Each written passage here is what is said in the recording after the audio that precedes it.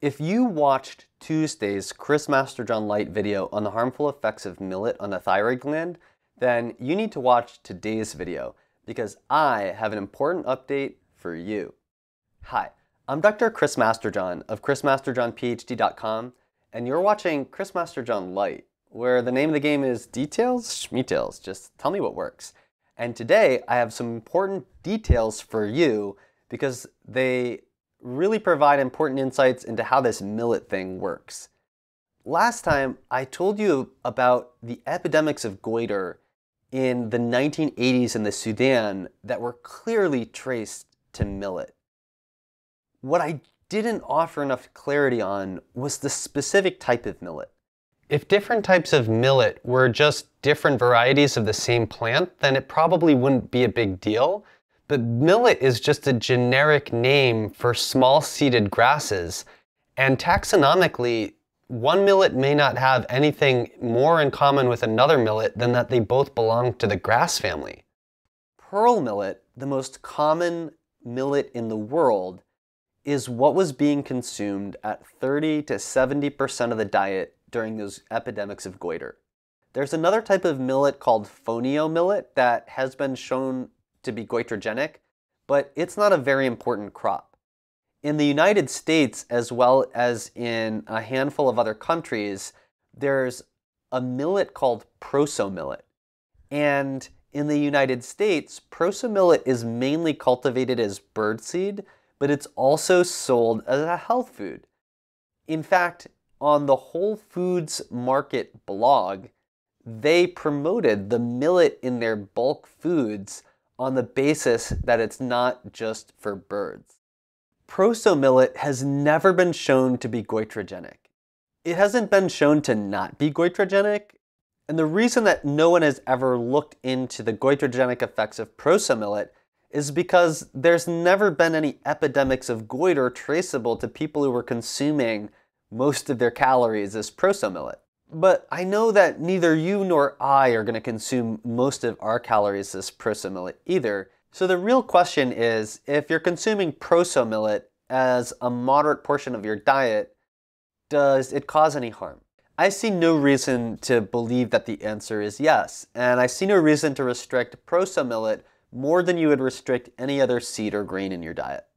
So I called several companies to try to find out what type of millet was in the foods that are labeled millet. Bob's Red Mill told me that they use proso millet. Arrowhead Mills told me that they use proso millet. Udi's Gluten Free told me that the millet in their millet chia bread is pearl millet.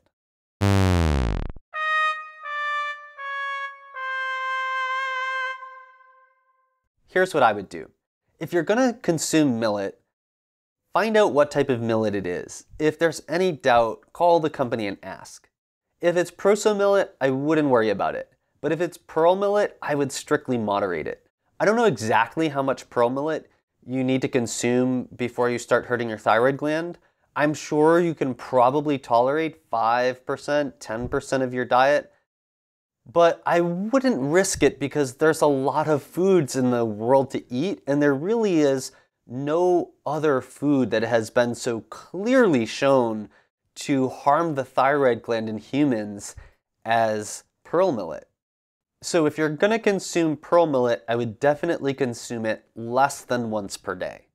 The problem is there's no really good way to know whether it's hurting your thyroid gland because all of the standard hormone-based blood markers that we look at to assess thyroid health, such as TSH or T4 or T3, which are all different hormones related to the thyroid gland, they're not changed in people who have millet-induced goiter. The only thing that's changed is that there's structural damage to the thyroid gland, and it's so enlarged that you can see it in the person's neck.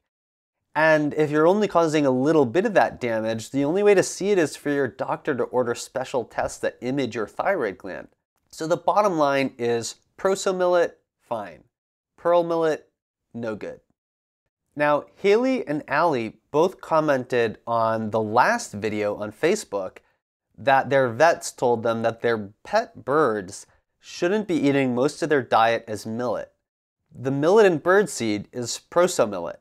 And apparently, veterinarians are saying that if birds overeat proso millet, they get fatty liver disease, heart disease, and their lifespan is greatly reduced. I'm not a vet. I can't verify that, and I can't speak to that. But I can say that this gets back to a basic principle of diet, and that is diversification. Diversification isn't just for your financial portfolio. It's also for your diet. And the reason is that there are harmful substances mixed into every food along with all the good things. And although we do have to pay attention to certain foods being much more harmful than others, like pearl millet, we also have to keep in mind that if we mostly eat one food, or if we only eat 3 or 4 different types of food, the more restrictions that we place on our diet and the less diversity we have, the more likely we are to, number 1, have nutrient deficiencies because we're not eating other foods that may supply missing nutrients, and the more likely we are to get accumulation of toxic substances because whatever bad thing there is about that food, we are concentrating it and overloading ourselves with it in our diet. So proso millet, I think, is fine as part of a diverse diet. There's probably some quantity of pearl millet that you can tolerate, but for me, I'm not going to take the risk. All right, I hope you found this useful. Signing off, this is Chris Masterjohn of chrismasterjohnphd.com. You've been watching Chris Masterjohn Lite, and I will see you in the next video.